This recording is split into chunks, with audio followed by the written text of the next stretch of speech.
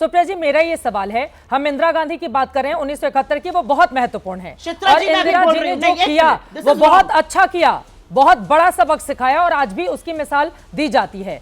लेकिन मुंबई हमलों में जब हमारे 166 लोग मारे गए थे, उसके 1 महीने के बाद जब हम लोग डिबेट कर रहे थे, तो पाकिस्तान को क्या सबक सिखाया था हमने? एक जिंदा आतंकवादी कसाब पकड़ा गया था, जिंदा जागता जीता हुआ सबूत। पाकिस्तान को बेनकाब नहीं कर पाए, उसको डॉजियर सौंपते रहे।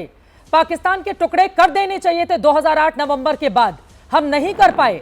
अगर उसी समय 2 टुकड़े हो गए होते तो आज पाकिस्तान 2025 में फिर से फन नहीं फैलाता। यह सवाल भी पलटकर पूछा जाएगा सुप्रिया शिनी जी आप लोगों से। बिल्कुल जवाब दीजिए, आप ही से सवाल है। 500 से ज्यादा शहीद हुए कारगिल में हमारे। आपने 2001 में क्यों बुलाया परवेज मुशर्रफ को?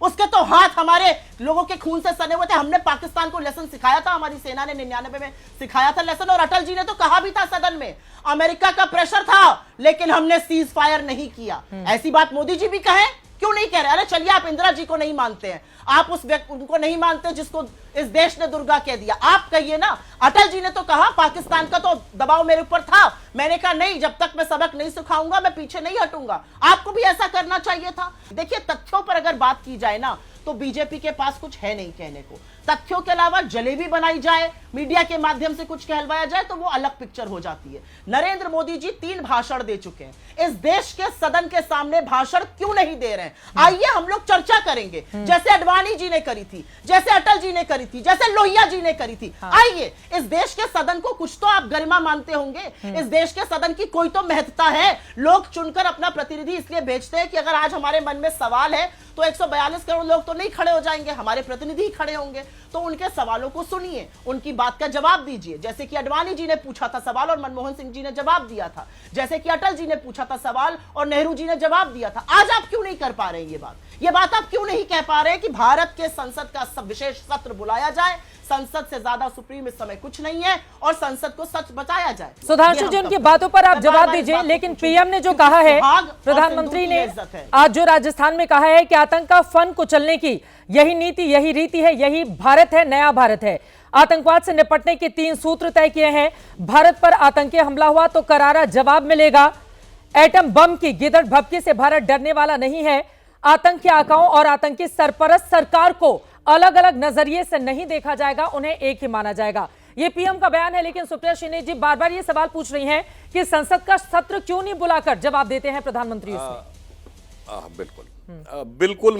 बिल्कुल मैं फैक्ट के साथ बोलता हूं। प्रधानमंत्री जी ने भी कहा है और सेना ने भी कहा है कि अभी ऑपरेशन सिंदूर रुका नहीं है, यह युद्ध विराम नहीं है, यह सिर्फ ऑपरेशनल ब्रेक है।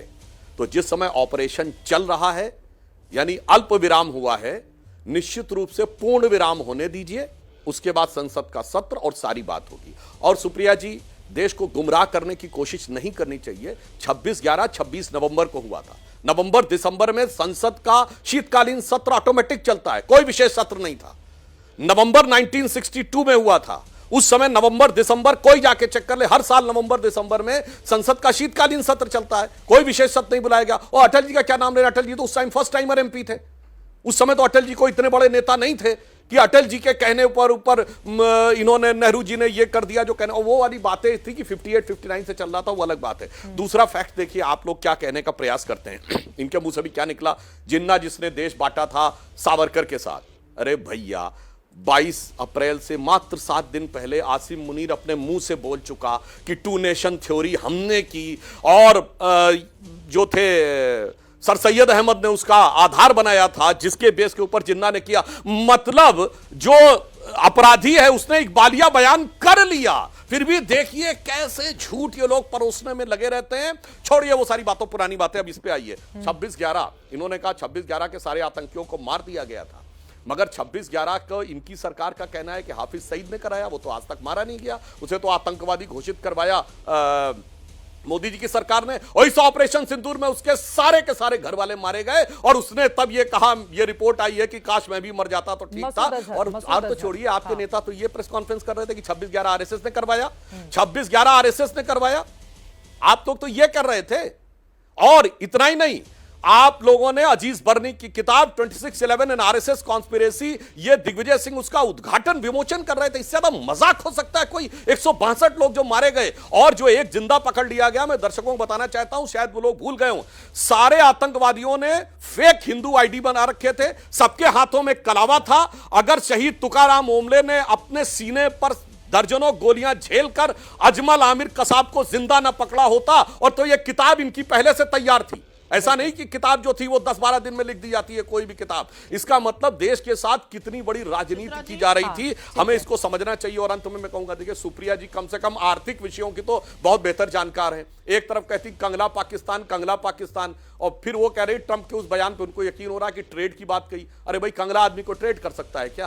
कम से कम इतना तो ध्यान रखना चाहिए। अब आइए आईएमएफ के लोन पे मैं बताना चाहता हूं। आईएमएफ के लोन पे भारत के दबाव के चलते हुए 11 एडिशनल शर्तें लगाई गई हैं, जो 24वां बेल आउट पैकेज दे रहा हूं, 75 साल में दुनिया का इकलौता देश है जिसको वक्त कम है, उनसे जवाब दे लेती हूं। देश से कह रही है कि वो ट्रेड होगा, और ये यकीन कर रही है कि ट्रेड आज। सुप्रिया जी,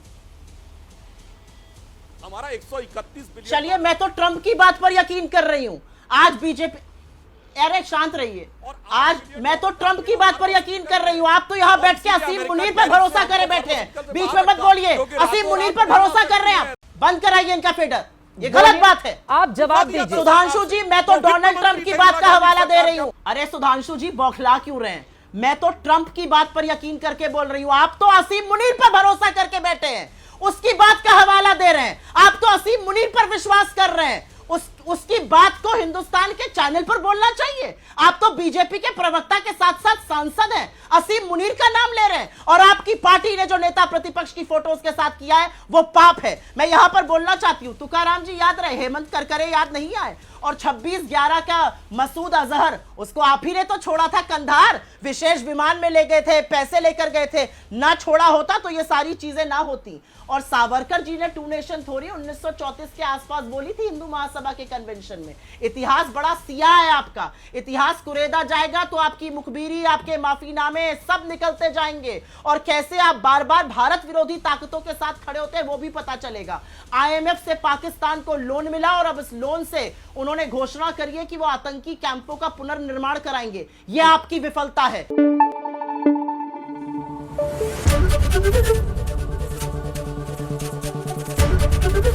एबीपी न्यूज आपको रखे आगे।